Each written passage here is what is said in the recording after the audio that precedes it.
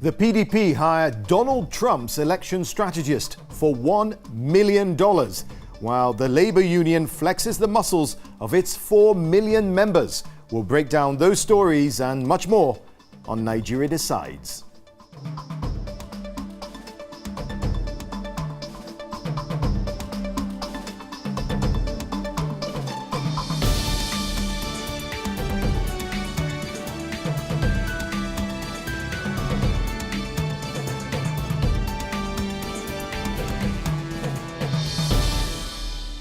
Hello and welcome to Nigeria Decides. I'm Mark Edo.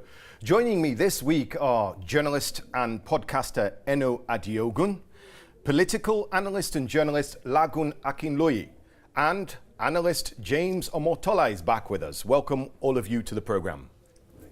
Now, people were already queuing for petrol and they were stocking up in preparation. Then, on the eve of a planned national strike, Nigeria's Labour Congress blinked and then they called it off. Why? Because the battle of the minimum wage had been won. Its 4 million members had won a 66% increase, or so they thought. Later in the day, the government clarified. They said the size of the increase was yet to be determined. The president had received a report on the review of the minimum wage and now says he's committed to the implementation of a new minimum wage act in the very near future. But what had been promised to them, they didn't get, yes? But the strike is actually called off. Now, the increase had been promised for some time. Why did it have to go to the wire to the threat of a national strike? Eno.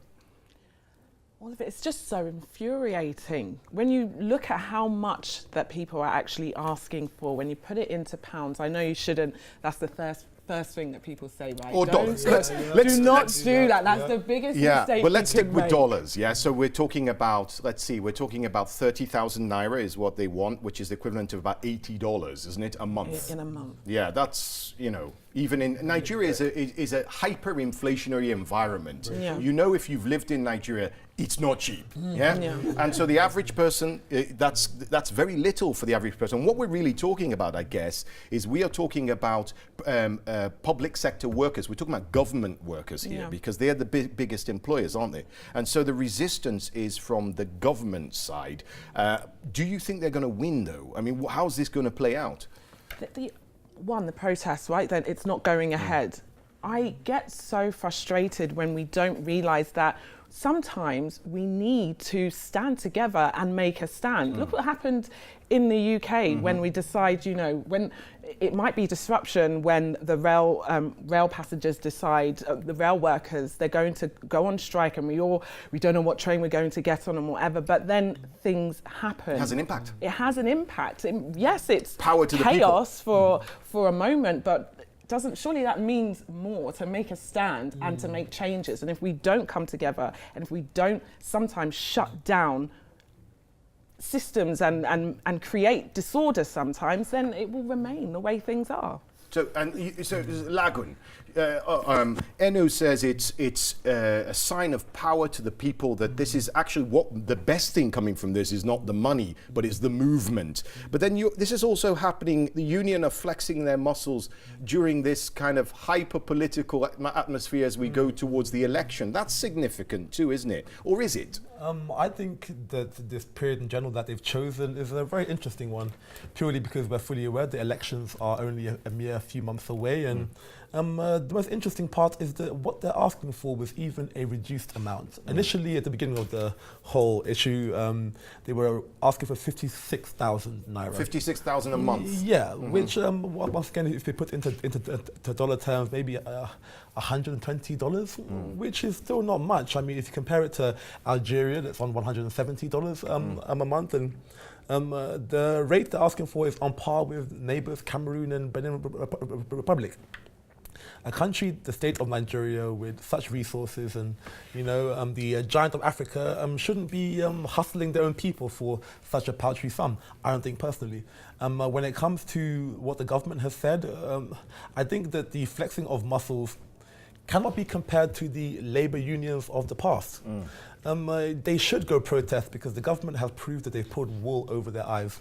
Purely because you've shelved the protest and you've gone back to your bases. And what has the Do you think they capitulated too easily? I think that like they've done an old school trick on them because they were of the firm belief that the president had assented to their demands. Yeah, that was the confusion. Yeah, and there were headlines saying victory. Victory that it's been signed. And no. The person purely brought the document to the president. And that was it. The president obviously, used his, brain to do whatever our people do, and In fact, of the matter is, even that 30,000 naira sum has not been agreed. Only a promise of an agreement, which, from my point of view, belittles the National Labour Congress and has called their bluff. Yeah, and this increase has been on the table for a while. No. You get the sense, don't you, that Buhari wants to settle this as one of the things he ticks just ahead of the election. Mr. Omotola, do you earn more than 30,000 naira a month? Well, I definitely earn a lot more than that. But my perspective of the whole topic regarding this minimum wage and strike is very funny, to be honest with you. It's all this pre-election politicking. Is boring. We get it all the time. During Jonathan, he increased the minimum wage from, I think, 17,000 to 18,000, which was the one they're still fighting on. Why does it, like you said earlier, why does it have to be 6 months before the election, before all these topics happen? But these are things that happen before election. Why can't they deal with minimum wage issues years ago or in between? And why does it have to be before the election? And our people actually enjoy it as well, because look at what the labor force are doing. They too, it's like they know politicians are coming for them. Yeah, and they need their votes. And they can flex their muscle. Yeah. And that's when they want to put up the strike. But then if it's not even going to be put in place, then it's not. I mean, fair enough, yeah, it's not, we don't want to only see changes when an election is about to happen. Yeah. But if there are going to be changes, at least let that change come into place. Yeah, but now we don't even know if that's going to happen. We should be allowed to be used in that way, because it happens every time before election. I'm not saying it's only in Nigeria, it does happen here, and we have in Europe as well. On one thing for sure when it comes to Nigerian politics is we have a tremendously short memory. Exactly. And so you can fool me once, shame on you, but then fool me twice, and shame on you. So do you think that we're likely to see other threats of industrial action then in that case? I think from at this current time, everyone knows that election period is probably the best time to try and wrangle something out of the government, because it is the period in time in which promises are made and objectives are trying to be achieved, and you want the people's vote, therefore industrial action wouldn't look good in you. I think if it's not the unions on the wage crisis, it might be, who knows, a resurgence in the Delta region for the amnesty money. It might be kidnappings. It might be even oil union workers. All I know is that this might signal the start of some sort of local insurrection by people looking to pressurize the government into coming to the table. So you have Buhari's pen poised over this document, maybe to sign, maybe not. Another document is the Electoral Act Amendment Bill. It could be the fourth time lucky for that bill. It's been passed in the Senate. Now, the bill was rejected and amended by President Muhammadu Buhari 3 times, actually, before the final draft. But now it looks like the amended bill may not be ratified by the president, we're hearing, in time at least for February's election. And this means that the amendments, like those in the case of the card reader malfunction, may not apply in time for the election. And restrictions also that we mentioned in an earlier show on donations. That's how much an individual or a company can donate to a political candidate or party, may not be implemented either. What do you guys think of that? Well, what's the force? This card reader issue happened 2015, and it was actually approved 3 weeks before the election. So why are we screaming that it's too short to be approved with 4 months to go? 2015, it was 3 weeks, and it was practiced, it was tested, and it was used. Now, you might say, why are they contesting it being used or not being used? I really don't know. Would this have an advantage to Buhari if we have an electronic voting system? Well, I don't know. Would it be a disadvantage to him? What is the motive behind behind people fighting for this amendment? It's a hot topic, isn't it? Technology, when it comes to elections, not just in Nigeria, but look at the United States. They're still wrangling over the Donald Trump incident, whether or not the voting readers there, the machines there were tampered with by the Russians or whoever else. You've got, I think, if I think about it, there are 4 things to be concerned about. One is, does the technology work in Nigeria? Is it going to work properly? 2, even if it does work, do we know how to work it? Actually, is it going to befuddle and confuse and cause complete anarchy and chaos? Thirdly, is it too expensive? Maybe it's going to take money from somewhere else that is needed to run a smooth election. And fourthly, and I think most important, can it be tampered with? That's another issue. Can it be tampered? Because if it can be tampered with, it will be tampered with. Isn't that the case? That's a concerning issue. Sorry to interrupt you, Eno. That's a concerning issue. Don't forget we have power issues, where in some regions there might not be electricity. We have issues whereby people don't actually understand what goes around behind the IT development with these technologies. So that's why I'm confused. Who is gaining? Electronically, who is gaining? Manually, who is gaining? So what was the force about people wanting this amendment signed? We have to take a quick break now. Well, there's so much more to discuss. So please join us in a few moments. We'll be right back.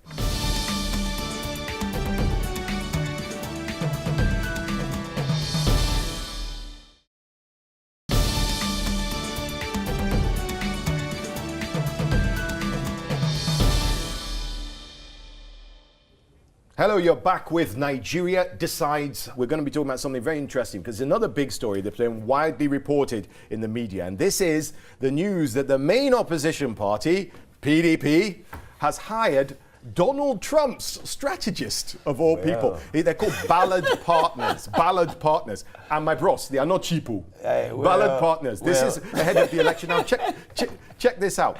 Brian Ballard, this guy who, apparently this guy was in Florida, and they placed him in Florida, which is a key swing state amongst the election. And the guy did miracles. He did magic there, right? Reports say that the firm now will earn $90,000 a month, which is more than we're paying you to attend, to be on this show, yeah? That's about $1.1 million a year. There he is, Brian Ballard. He's now a very even richer man, thanks to Nigeria, Rise of Compatriots. Now, among its many duties, documents are suggesting that Ballard Partners will work with now listen to this, quote, I'm quoting now, a special focus on maintaining political and security conditions free of intimidation and free of interference. Now, to ensure the success and fairness of Nigeria's national election is something else they want to do for the president in 2019. Amazing. So, James. Why is this a news? Number one, that's the first question. Why is it alarming? That's another question. This, our political leaders, or should I say African or developing nations, using lobbyists from America, from Europe, it's a common practice. Yeah, APC did the same thing, 2014. You see the picture, this is a picture of Saraki showing, I think, Ben Bruce. Look at how much this guy's costing me. Look at my bank account. He's got his online bank account. It's going minus whatever. I know why it's a big news. I'll tell you, because 2014, APC did the same thing. They hired a lobbyist who works for Obama. Jonathan did the same thing in 2014. He had a lobbyist who works for Bill Clinton. Yeah, it was the same Axelrod. Exactly. It was Axelrod that worked. So with this guy now, I think the main reason why he's causing so much alarm is because anything that comes with Donald Trump's name, we all know, it comes with a bit of negative energy. And there's nothing wrong that APC has done that should be alarming with this process of hiring a lobbyist. Yeah. But unfortunately, the amount of money being paid is being now broadcasted in the public, and people feel $90,000 where people are struggling economically, and you can afford to pay $90,000 for a guy just to advise you. Lagun Akinloye, it's a lot of money, but it's also, there's something about it, not just Donald Trump issue, but even if it had been Barack Obama's, there's something about the dark arts here, because we talked earlier in the previous section about how, you worry about vote card readers. I'm not suggesting for a second that Ballard Partners are being brought in to tamper with machines for the election, but you wonder what are they bringing to the table that we don't have in Niger? Yeah, what kind of dark arts, so to speak, are they bringing? Or is that just kind of me being paranoid? Your paranoia is somewhat correct, I think, because each time I visit Abuja and, and I hang out with my analyst friends, and let it be known there are, maybe up to 100 or 200 European or Western individuals who are located in Nigeria who work for governors or ministers or people in government. And so you meet them all the time in the halls of power? Like they're there to streamline your political message, to manage your social media, to get, to give you the structure of, But this is different. You see, when they brought in Axelrod, he was brought in to create something of a media communications approach. I remember that Barack Obama's approach, because he didn't have the same kind of money or mechanisms. He was a junior senator from Chicago, and a young one, and black. When they brought in Axelrod, what he did was he did things like, if someone says something about you, a falsity or something you disagree, respond immediately. Stuff like that. But this is different. Look at what they're saying here. They're saying almost as if they're bringing this mechanism, because it sounded like the government, free and fair elections to make sure that everything goes above board. It sounds as if you're bringing in security consultants into the mix, not communication consultants. Let's be honest with ourselves that the document in which we are all quoting from now might not be the finalized thing. How many times do they hire somebody for one remit and they come and then they do something else? So the statement and the document should not be taken in taken as the gospel or taken in stone. But you are right. The wording of the initial document does, in a way, make it perceive as if it is to do with security, which wouldn't even be far-fetched, because many people argue as in whether the Buhari administration will resort to some form of violence to maintain power. So having a security consultant might not even be a bad thing. But what do you think a guy like this would do? Because they're paying them some pretty... I think he would help you to illuminate the issues behind running a difficult campaign under such circumstances, and he himself he'll provide a full package service, which might even include communications, a security consultant, a political analysis, ensuring that your team is up to scratch with the modern day tools of fighting an election. Value for money. The thing, of course it is. Oh, it is? Of course it is. I think people like to romanticize what it means to vote, how elections go down. There are key people in positions of power, you might not know them by name, that make the world go round. This is a man that doesn't only have big businesses, as clients, Amazon and the like. He has countries. Can you imagine the client is Kosovo? Yes. This is, if I was APC, my annoyance would be, why didn't we get him first? This is... Because he's a network, basically. It's not one individual, a company. He's giving you access. He's giving you everything. To all and this elections aren't just won by people just deciding, I'm going to go out and I'm going to vote. Yeah, before they even get to that, to the place of who they've decided they want to vote for. We all saw what happened with Cambridge Analytica. We know the power behind, how we can be swayed without even realising in us what's been built in our subconscious. I'm not a conspiracy theorist here. It's real. No, it's really remarkable, because there's probably never, James, there's probably never been an election in modern history, probably in Africa, where this type of organization hasn't been called and signed a contract. Am I right? You're absolutely right, and this is cheap, like you said. Getting this guy's service for $1 million. Don't forget, that means you have access to Donald Trump's ears. That's the president of America. I don't know if he's going to listen to this because guy he called us an S-hole country. I don't think he wants to hear anything from us. This guy has more power to run into the West Wing of White House than most politicians in America themselves. So or for the machine, Atiku and PDP to have him, it's like a real coup, already won. They're going to have questions asked from Donald Trump himself, the leader of the free world, to say, this is what we want to do, what do you think? So before election itself, they actually know exactly what America is thinking. So they're paying peanuts to get the service of this guy. And what's ironic is that, Atiku has his own problems in the United States of all places. Yeah, can he even go to the United States? Can he just go take a flight now? I don't know. You're hearing about that. There was an article the other day about how they are helping him to prepare his visa and are speaking to people about possibly... one thing is certain, there is something murky about his travel arrangement to America. Yeah. We don't know the in-depth about it, or whether it's actually true or not, but it is a well-known fact that at this current time, entries are being made made to highly important people about the possibility of him travelling there to prove it. And whether Donald Trump will give him, I don't know, leniency or clemency or whatever is required to travel is a different story. And one of the reasons why these political candidates travel to the UK here or go to Washington, D.C. and all these places is actually, to get a groundswell of support, but also for money from the diaspora. Of course, there are people all over the world who are banking on various sectors in Nigeria, whether it's like the oil cartels or whether it's like the foreign Julius Bergers. And if you see a political candidate in Geneva or in Houston, Texas, they're not there for the sightseeing. But he's there to take a rucksack with him.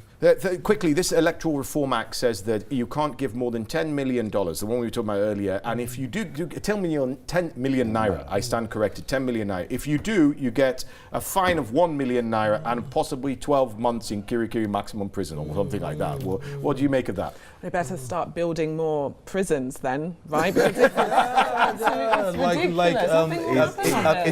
It is very ridiculous, and it is you can't marshal it. It is non-implementable. There is no overriding structure to oversee such things.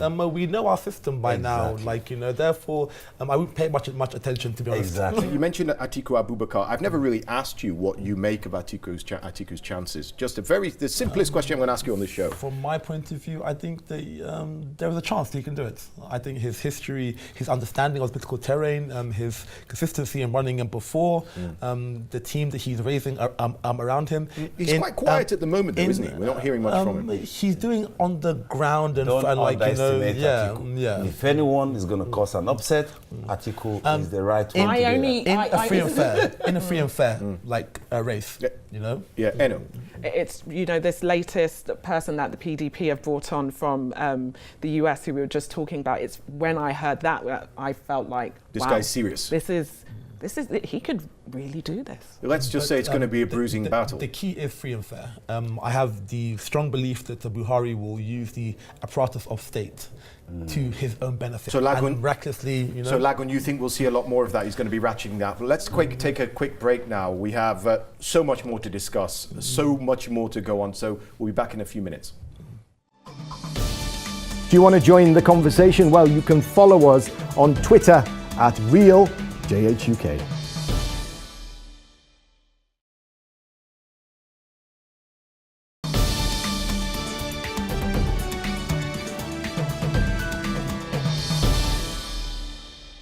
Hello, you're back with Nigeria Decides, and I'm Mark Edo. Now, I'm going to begin with a subject that we did in a show a few weeks ago, and is back again, because two foreign banks, HSBC and UBS. Remember HSBC? They didn't say some kind words about Buhari. Well, both HSBC and their fellow bank, UBS, have closed their Lagos offices and they've ceased operating in Nigeria. They're out. According to the Central Bank of Nigeria, foreign direct investment in Nigeria has fallen from $1.7 billion a year to $1.2 billion. Now, that's a significant number. So you're seeing foreign direct investment falling, which we badly need, and then you're seeing foreign companies, financial institutions, symbolically or otherwise, leaving the country, closing down their offices. Now, it's a worrying sign for investors, isn't it? It's a worrying sign for the Nigerian economy, or is this just symbolic? It's really problematic. I know the government will try and brush this off as, what were they, even doing in the country? We don't need them. But the ripple effects that this will have, it's undeniable. When I was living in Nigeria, I used to say, I will know Nigeria has advanced when I can at least see a McDonald's. If even small McDonald's, if they won't want to come into Nigeria, it says a lot when a company says that, we trust the security here, the transport systems, and what we can get out of being in this country, aside from the damning words that HSBC and they were very said about damning. The They said it was something like it's going to be a catastrophe, another 4 years of Buhari. Re-elected. That was HSBC saying that a few weeks ago, and now they're pulling this out. Lagun, when the minimum wage thing came out, the reaction from Atiku Abubakar was, yes, this is just another sign that the Buhari administration hasn't got a handle on the economy. I think he has a very valid point. HSBC wrote the report in July of this year, titled Taping Over the Cracks, in which, as you alluded to and have explained, said that 4 more years of Buhari will only prolong the current economic malaise that the country is going through. Atiku has mentioned this, and them leaving Nigeria should be a cause for concern. The government have rebutted and said that, oh, it is you are the ones who have been accepting all illegal money for X amount of years. The foreign direct investment is at a paltry level. The economy is sluggish. When we need it the most, when oil prices are down. And what do you do? You don't address the issue. It is symbolic. HSBC and the other bank, UBS and the UBS leaving, but it is indicative of the current state of the country. Rather than address these issues, the people at the top want to brush it under the carpet and say, oh, the things are going wonderfully. It is not, and they're letting you know it is not. James, do you agree? Well, I have a completely different view to this move by HSBC and the likes. I am sickened to my stomach, to be honest with you. We have economic issues in Nigeria, but who cares if HSBC packs their bags and goes? They have ulterior motives. It's obvious. Why should they be influencing our political scenario? It's election time. Don't forget this is election time. Yeah. They have no right to be telling Nigerians if Buhari is still there for the next 4 years that the economy is going to be. They're interfering. It's not their interference. Yeah. They have interfered. This has gone to the minds of Nigerians, and people are not saying that. They are not saying that game. It's a game. HSBC should be fined by Nigerian government. They should be sent packing. Give Lagun a right to reply. So you mean they are not allowed to, as a global banking institution, write a country report? Okay, admittedly, they should discuss it with the political. No, they should not. They should discuss it inward, not banking independence. Many people, the Brookings Institute, the UN, the World Bank, they write country reports. So why did this one draw so much attention? Because the wording was it was vitriolic almost. Yeah, it was. Which I must say was not wrong, but and rightly so. And rightly so. If what they are writing a report on it's what they see, it's what they believe, and shouldn't the electorate be able to see what a huge organisation like HSBC is saying? Do we not have a right to make up our own mind and see that and make a good choice? Whether that for whatever party we want to vote for. Now, Buhari didn't sit back and just accept this. Buhari responded by accusing the bank of helping to launder over $100 million on behalf of the former president, Sani Abacha. Right? Then straight after that, the EFCC, we were talking about, you were saying, you were crystal ball gazing, saying EFCCs, we're going to see a lot more of EFCC as a political tool. The EFCC quickly waded in behind him to support Buhari and posted on its Facebook page. They said, and I'm going to quote this, "Since inception, HSBC is synonymous with money laundering and has paid billions of US dollars in fines across the world." What are your thoughts? I think HSBC have made a big mistake with this move, to be honest with you. If they're looking at their interest around the world and not just in Nigeria, they will stay out of Nigerian politics. They've committed themselves with such a very, very concerning statement. And now, if the Buhari government starts to play a tit for tat and start to tarnish their image, they have a lot to lose. They have more to lose than for APC to lose about what they're saying about our economic situations. HSBC in Nigeria were not actually operational in the commercial banking sense. They were advising on projects like infrastructure, mergers and acquisitions, oil trades and things along those lines, purely advisory. Them withdrawing is no skin off their back because they are the biggest bank in the world in terms of asset management. They're the biggest in Europe at the moment. Therefore, leaving Nigeria will but what will happen is that they operate alongside many other major global institutions. If HSBC are writing that report and are withdrawing and are being harassed for withdrawing, tell me what it says to Credit Suisse, tell me what it says to Standard Chartered, tell me what it says to Barclays.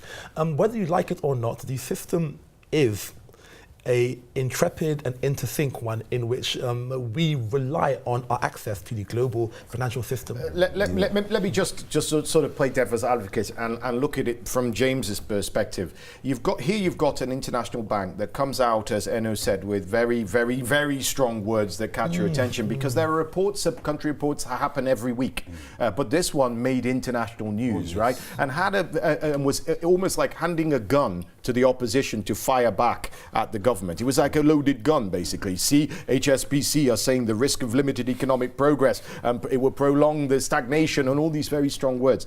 And then they close a branch, right? But they close their offices, but they don't have any branches. It's not like you see HSBC all across Nigeria. They don't have any branches. So it's a symbolic move, which could be done quietly, but isn't, because, you know, the reason why we're hearing about it is because HSBC wants us to hear about it. So from an aspect, if you're in this paranoid environment, now you see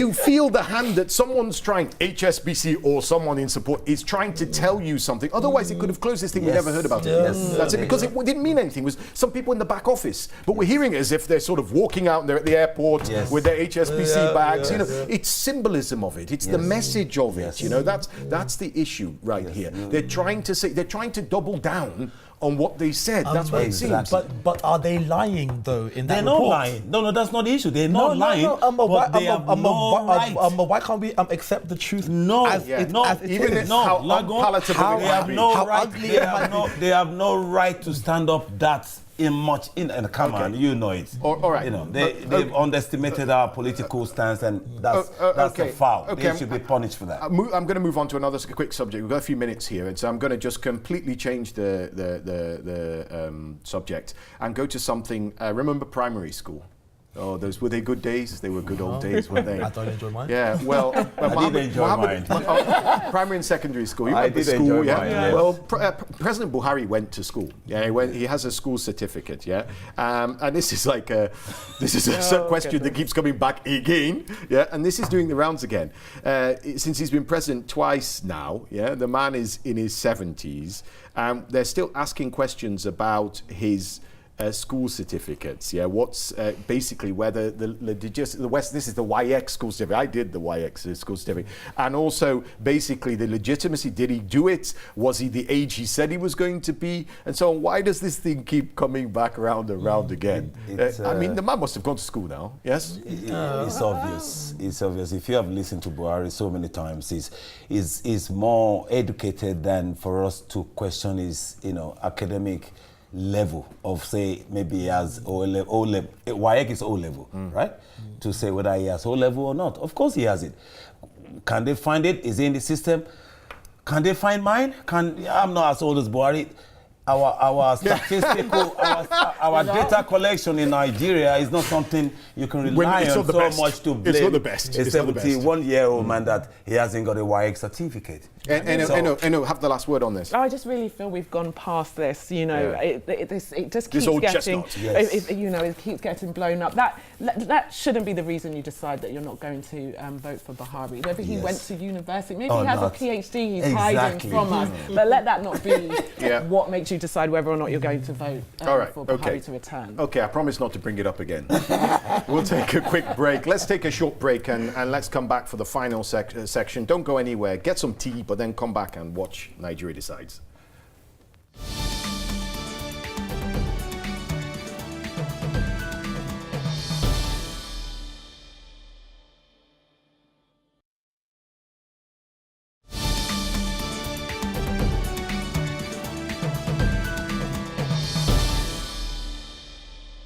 You're back with Nigeria Decides. Now, as you probably already know, the deadline has well passed now, and 79 candidates have submitted their names to stand for the Nigerian presidency to be president of the Federal Republic of Nigeria and commander-in-chief of the armed forces.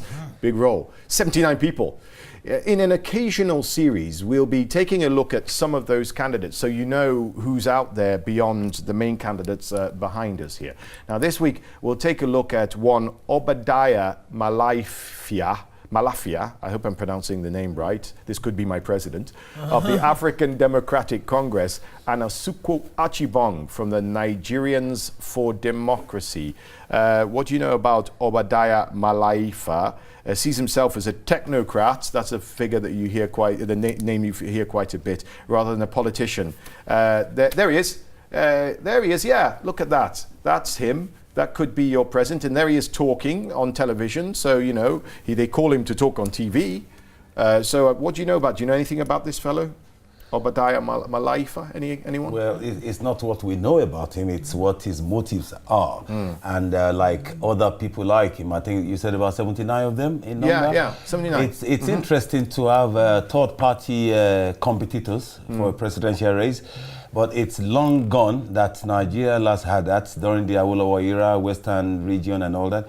And we can't blame ourselves for not having a serious third-party candidate, because even across the world, it's mainly two political parties fighting for the post of the president or whichever post. And unfortunately for Nigeria, we have these intellectuals, these eloquent, articulate guys with good CV. But it takes more than a good CV and eloquence to get into power. It takes money. Exactly, especially in Nigeria. And with these guys, I looked at them and I felt, oh, what a shame. This could have been a good president, but it's not possible. Look at what happened with Brexiteers in UK.